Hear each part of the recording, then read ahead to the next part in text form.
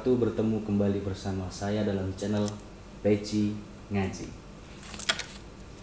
A'udzubillahi minasyaitonirrajim. Bismillahirrahmanirrahim. Alhamdulillahirabbil alamin wassalatu wassalamu ala asyrofil anbiya'i wal mursalin sayyidina wa habibina wa maulana wa syafi'ina Muhammad Rasulillah wa ala alihi wa sahbihi ajmain, amma ba'd. Kali ini kita akan bersama-sama membahas terkait wali-wali Allah yang diajarkan oleh Rasulullah SAW adalah bagaimana cara kita benar-benar beribadah sesuai dengan syariat dan selalu berusaha untuk menjadi orang paling dekatnya Allah Subhanahu wa taala. Taqarrub ilallah. Allah memberikan kelebihan kepada para nabi berupa mukjizat. Setelah Nabi Muhammad tidak ada mukjizat lagi yang turun. Lalu masih ada pertolongan Allah kepada hambanya yang dicintai oleh Allah, yaitu berupa karomah. Siapa yang memiliki karomah? Min aulia illah. Dalam surat Yunus ayat 62, qala Allah Ta'ala fil Qur'anil Azim, Bismillahirrahmanirrahim, Inna auliya Allahu la khaufun alaihim wa lahum yahzanun. Ingatlah bahwa sesungguhnya wali-wali Allah itu tidak pernah merasa sedih, takut, gentar. Karena apa? Karena keimanannya terus ditambah, takwanya terus ditingkatkan. Yang akan kita bahas di sini adalah bagaimana cara manusia umat Nabi Muhammad SAW mendapatkan gelar wali Allah. Wali berasal dari kata kerja yaitu waliya yali, yaitu menjadi dekat atau berteman dekat dengan Allah itu sendiri. Kemudian Imam Qusairi membaginya menjadi dua macam bentuk, yaitu dari isim maf'ul berwajan fa'ilun. Wali adalah orang yang dilindungi oleh Allah. Yang dimaksud di sini adalah wali itu tidak pernah merasa percaya diri akan kekuatan dirinya sendiri. Dia meyakini sungguh-sungguh bahwa segala sesuatu yang ada dalam hidupnya adalah kehendak dan atas izin Allah. Dia tidak pernah sombong tentunya. Kemudian wali dari isim fa'il sigat mubalaghah berarti orang yang terus-menerus beribadah kepada Allah, meningkatkan ibadah kepada Allah, taqarrub ilallah, iman dan takwanya terus ditingkatkan. Wali tidak pernah peduli dengan cacian makian orang lain karena dia terus terfokus hanya kepada Allah Subhanahu wa taala. Wali kebanyakan berasal dari orang-orang alim. Wali kebanyakan juga berasal dari orang-orang yang kaya raya. Abu Hasan Asyadili, seperti Syekh Abdul Qadir Al-Jilani. Bahkan Syekh Abdul Qadir Al-Jilani paling masyhur, beliau wali Allah yang ahli fikih dan kaya raya sekali. Dan sampai detik ini bukti kekayaan Syekh Abdul Qadir Al-Jilani, Sultanul Auliya, masih bisa dilihat di Irak berupa 80 hektar tanahnya diwakafkan. Selain alim, beliau kaya raya. Lalu muncul pertanyaan, katanya wali harus zuhud. Betul, wali memang harus zuhud. Tetapi makna zuhud itu sendiri harus kita sepakati bersama. Zuhud bukan menjauhi dunia, bukan meninggalkan pernak-pernik dunia, bukan. Zuhud adalah mengendalikan dunia. Jadi wali tidak bisa dikendalikan oleh dunia, karena walilah yang mengendalikan dunia. Yang jelas seorang wali itu adalah muslim. Jadi jika ada ghair muslim, non muslim yang mengaku-ngaku atau dikira orang adalah wali, sudah bisa dipastikan dia wali gadungan, karena wali Allah itu berasal dari umat Rasulullah yang beragama muslim. Wali beragama muslim. Kemudian wali itu alim alamah. Dia mengerti tafsir Quran, dia hafal Quran, dia hafal bab hadis dari sahihnya, hasannya, dhaif, maudhu, dia tahu hadis itu qudsi, qauli, nakli, hadis mutawatir, terus mengetahui betul sanad keilmuan bahwa al-isnadu minad din. Wali sangat mengetahui betul sejarah terkait pembukuan Al-Quran, siapa yang memberi harokat, siapa yang memberi titik dalam Al-Quran, siapa yang menciptakan nahwu sorof. Wali sangat paham akan hal itu. Jadi ketika ada orang yang ingin jadi wali, yang jelas dia harus alim dan haus akan ilmu-ilmu agama Islam. Masing-masing dari kita pasti pernah mendengar cerita terkait wali-wali Allah yang memiliki karomah-karomah yang di luar logika manusia. Wali ada yang wali terkenal, yaitu wali-wali masyhur. Ada juga wali yang mastur, wali yang merahasiakan dirinya bahwa dirinya adalah wali. Dalam hasanah sofistik, ulama-ulama tasawuf sudah mafhum terkait istilah hanya wali yang mengerti dan mengetahui seseorang adalah wali. La ya'riful wali illa wali. Kemudian wali juga ada yang wali majnun, seperti orang gila, seperti orang yang tidak pada umumnya, tetapi dia memiliki karomah-karomah.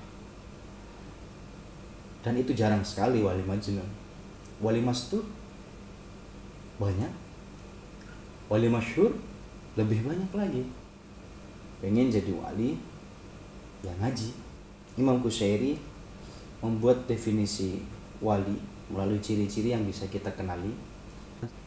Yang pertama, maksimal memenuhi hak Allah, sabar, dan selalu menebarkan kasih sayang. Seorang wali tidak pernah pusing dan selalu menerima takdir dengan riang gembira, apapun bentuk takdirnya. Seorang wali tidak mau diberi imbalan apapun ketika dia melakukan kebaikan dan kebajikan. Wali tidak mau merepoti manusia lainnya, jadi nggak mau ngerepotin orang lain. Wali juga tidak pernah membenci makhluk Allah. Bahkan Imam Junaid al-Baghdadi menggambarkan sosok wali itu seperti tanah yang dipijak oleh siapapun manusianya, seperti awan yang menaungi siapapun manusia yang ada di bawahnya, siapapun makhluknya, apapun bentuknya. Wali juga seperti hujan yang menyirami semua makhluk yang ada di bawahnya. Wali tidak pernah pilih-pilih, wali tidak pernah punya geng, wali tidak pernah punya komunitas, karena bagi wali semua itu adalah makhluk yang sesungguhnya tujuannya adalah satu, menyembah hanya kepada Allah Subhanahu wa Ta'ala. Kemudian menurut As-Syeikh An-Nas Abadi, puncak tertinggi kewalian seseorang adalah awal mula perjalanan para nabi. Jadi clear di sini, setinggi-tinggi wali dia tidak akan bisa menjadi nabi. Yang perlu kita yakini dan kita terus ingat bahwa wali itu adalah seorang muslim yang taat dalam ibadah, syariat ditegakkan, sholatnya, puasanya, zakatnya, dan beliau jika mampu juga berhaji, dan selalu apa yang dikatakannya berbobot, dan ucapannya mengingatkan kita kepada Allah. Ucapan-ucapan seorang wali selalu mendekatkan kita dan mengingatkan kita kepada Allah. Kemudian umumnya wali, beliau berasal dari kalangan orang yang kaya raya. Jadi selain alim alamah, wali kaya raya. Jadi nggak ada ceritanya wali yang susah, keru-keru kepala, pusing mikirin duit, nggak ada. Bahkan wali itu ngasih, ahli sedekah, nggak pernah terputus ibadahnya, selalu haus akan ilmu Allah. Masyhur sekali, banyak sekali wali-wali seperti Sultanul Aulia Syekh Abdul Qadir Al-Jilani, Abu Hasyim Asyadili, Abu Yazid Al-Bustami, Al-Imam Al-Ghazali. Kemudian kita tarik lebih jauh lagi para sahabat-sahabat Nabi, semuanya selain alim juga kaya raya. Seperti Abdurrahman bin Auf, Zubair bin Al-Awwam, Utsman bin Affan, Thalhah bin Ubaidillah, Sa'ad bin Abi Waqqas. Sahabat-sahabat Nabi tentunya wali, tapi beliau juga kaya raya, dan banyak sekali boleh kita pelajari hasanah-hasanah kewalian para alim ulama dan para tabi'ut tabi'in atau tabi'in, bahkan sahabat dan khulafaur rasyidin, bagaimana kehidupan beliau masing-masing.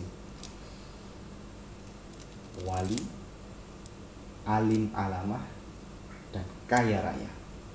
Kemudian di dalam bukunya Al-Alim Alamah, Al-Hafidh Abuya Said Agil Syiraj mengatakan seorang wali selalu memberikan ciri-ciri dari apa yang dia ucapkan. Yang pertama adalah qaulan kariman, perkataannya selalu mulia. Qaulan ma'rufan, perkataannya yang keluar selalu yang baik-baik. Qaulan maisuran, perkataannya yang pantas.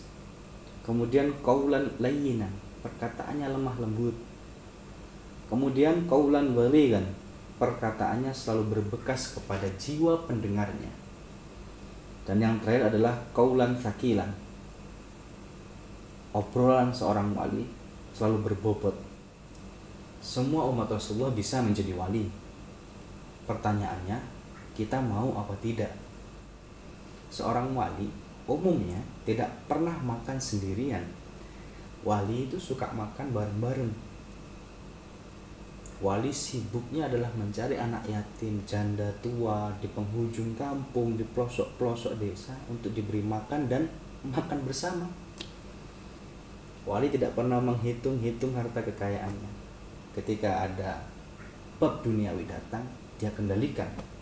Dia beri lagi kepada orang lain yang lebih membutuhkan. Karena yang dibutuhkan wali hanya ridhonya Allah dan menyaksikan keesaan Allah Subhanahu wa ta'ala. Semoga kita semua menjadi wali-wali yang masyhur, ataupun paling enak kita semua bisa menjadi wali-wali yang mastur. Baiklah, terima kasih. Al ilmu bila amalin kasajar bila samar. Ilmu yang tidak diamalkan bagaikan pohon yang tidak berbuah.